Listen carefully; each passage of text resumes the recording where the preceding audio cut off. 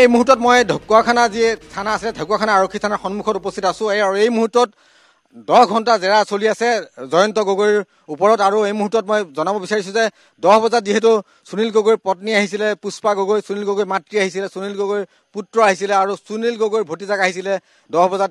এইখন ঢকুৱাখানা আৰক্ষী থানালৈ আৰু তেওঁলোকক মাৰাথান জেৰা চলোৱা হৈছিলে ইয়াৰ মাজতে সুনীল গগৈৰ পুত্ৰ সৌৰভ গগৈক তেওঁ ঘৰলৈ লৈ যোৱা হৈছিলে ঘৰত তেওঁলোকক তালাচী চলোৱা হৈছিলে তেওঁলোকৰ ঘৰৰ ভিতৰত বাৰীৰ আগফালে বাৰীৰ পিছফালে সমগ্ৰ এলেকাটোত তালাচী চলোৱা হৈছিলে আৰু ইয়াত লৈ যোৱা হৈছিলে আসলে সুনীল গগৈৰ পুত্ৰ সৌৰভ গগৈ কিন্তু এই মুহূৰ্তত গুৰুত্বপূৰ্ণ খবৰ মেদিনী যে জয়ন্ত গগৈ হৈছে সুনীল গগৈৰ ভতিজাক জয়ন্ত গগৈ সুনীল গগৈৰ ভতিজাক আছে জয়ন্ত গগৈক ইয়াৰ পৰা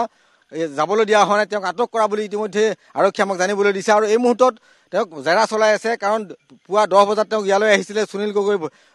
পত্নী সহ সুনীল গগৈৰ ভতিজাক জয়ন্ত গগৈ ইয়ালৈ আহিছিলে সৌৰভ গগৈ অৰ্থাৎ জয়ন্ত গগৈৰ পুত্ৰ ইয়ালৈ আহিছিলে গতিকে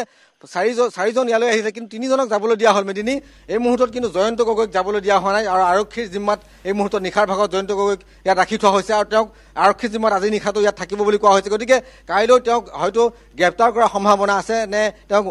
মুকলি কৰি দিয়াৰ সম্ভাৱনা আছে সেই নিশ্চিত তথ্য আমি কাইলৈ লাভ কৰিম কিন্তু এই মুহূৰ্তৰ গুৰুত্বপূৰ্ণ খবৰ মেদিনী যি হত্যাকাণ্ড সংঘটিত হৈছিলে জাহাংগীৰ হুছেইনৰ যি হত্যাকাণ্ড সেই হত্যাকাণ্ডৰ বিৰুদ্ধে 48.2024 যিটো গোচৰ নম্বৰ আছে সেই গোচৰ নম্বৰত গোচৰ পঞ্জীয়ন হৈছে ঢকুৱাখানা আৰক্ষী থানাত আৰু ইয়াত ধাৰা লগোৱা হৈছে IPC 120B/302 আৰু 201/34 এইকেইটা ধাৰাত গোচৰ ইয়াত পঞ্জীয়ন কৰা হৈছে আটাইকেইটা ধাৰা হৈছে জামিনবিহীন ধাৰা গতিকে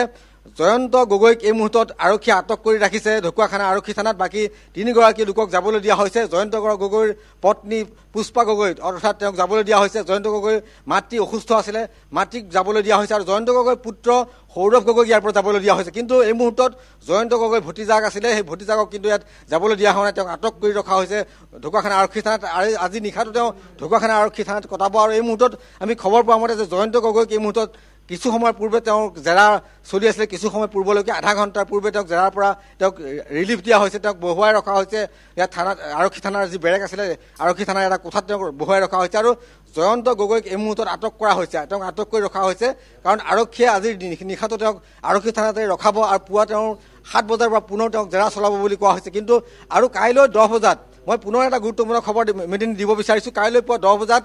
জয়ন্ত গগৈৰ পত্নী পুষ্পা গগৈক পুনৰ আৰক্ষী থানালৈ মাতি পঠোৱা হৈছে তেওঁৰ লগতে জয়ন্ত গগৈৰ পুত্ৰ সৌৰভ গগৈক আৰক্ষী থানালৈ মাতি পঠোৱা হৈছে গতিকে